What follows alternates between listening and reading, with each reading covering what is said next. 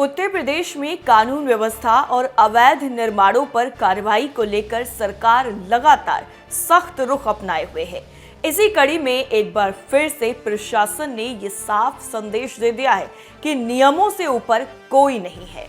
मुरादाबाद में जो एक्शन देखने को मिला उसने एक बार फिर से योगी सरकार की उस नीति को सामने रखा है जिसमें अवैध कब्जों और गैर कानूनी निर्माणों के खिलाफ जीरो टॉलरेंस अपनाया जा रहा है।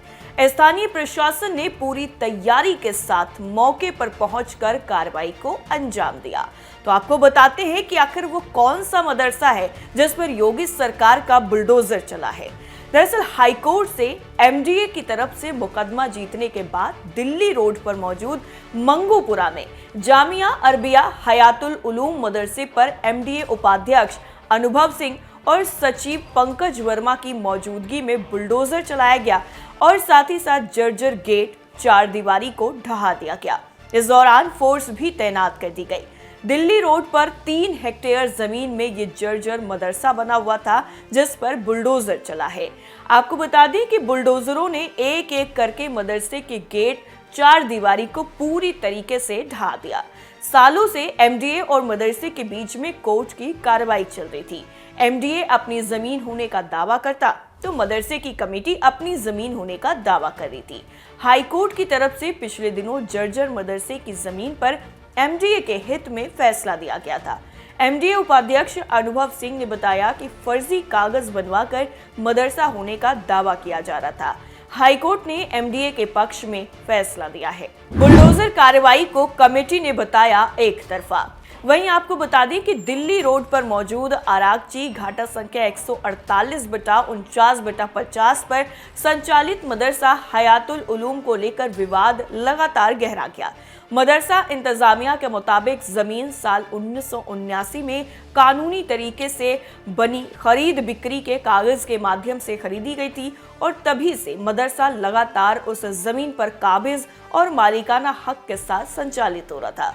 मदरसे के प्रिंसिपल मुफ्ती मोहम्मद अजमल के मुताबिक 28 अप्रैल 2026 को मुरादाबाद विकास प्राधिकरण की टीम मौके पर पहुंची और हाईकोर्ट के आदेश का हवाला देते हुए जमीन पर कब्जे की कार्रवाई शुरू कर दी गई।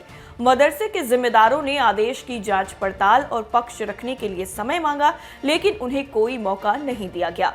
आरोप है कि प्राधिकरण ने एक तरफा कार्रवाई की। और आपको बता दें, एक बार फिर से प्राधिकरण की टीम पुलिस बल और जेसीबी के साथ मौके पर पहुंची। आरोप ये भी है कि टीम ने मदरसे की इमारत और नमाज के लिए बनी बड़ी बिल्डिंग को ध्वस्त करना शुरू कर दिया। कमेटी सदस्यों का कहना है कि कार्रवाई से पहले उनका पक्ष तक नहीं सुना गया। मदरसा प्रबंधन ने यह भी दावा किया है कि मौजूदा इंतजामिया की तरफ से हाईकोर्ट में कोई मुकदमा दाखिल नहीं किया गया था और पूरे मामले को एक बड़े षड्यंत्र का हिस्सा बताया गया।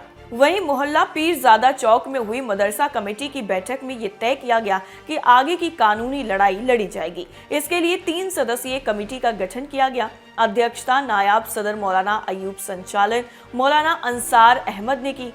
मुफ्ती मोहम्मद अजमल प्रिंसिपल मदरसा हयातुल उलूम ने यह साफ तौर पर कहा है कि जमीन 1979 में विधिवत विक्रय पत्र के जरिए से खरीदी गई थी और तभी से मदरसा लगातार उस जमीन पर काबिज और मालिकाना हक के साथ संचालित हो रहा था। प्राधिकरण ने एक तरफा कार्रवाई की। आगे की कानूनी लड़ाई के लिए 3 सदस्यीय कमेटी गठित की गई है। 2005 में अदालत ने याचिका को किया खारिज।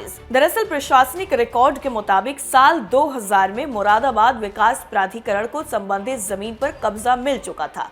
इसके बाद 2004 में मदरसा कमेटी की तरफ से हाईकोर्ट में अपील दायर की गई। हालांकि 2005 में अदालत ने इस याचिका को खारिज कर दिया। इसके बाद मामला एमडीए के समक्ष अनुमोदन के लिए रखा गया, लेकिन साल 2007 में इसे भी निरस्त कर दिया गया।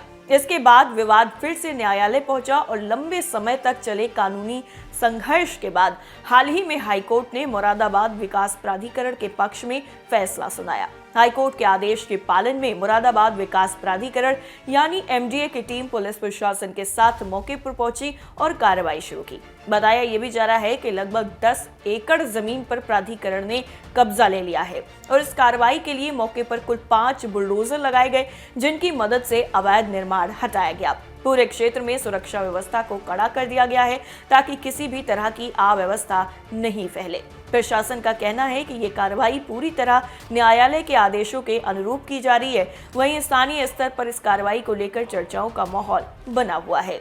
आपकी क्या राय है इस पूरी खबर पर? कमेंट करके जरूर बताइए। बाकी देश दुनिया की तमाम खबरों के लिए आप देखते रहिए TV7 भारत। नमस्कार।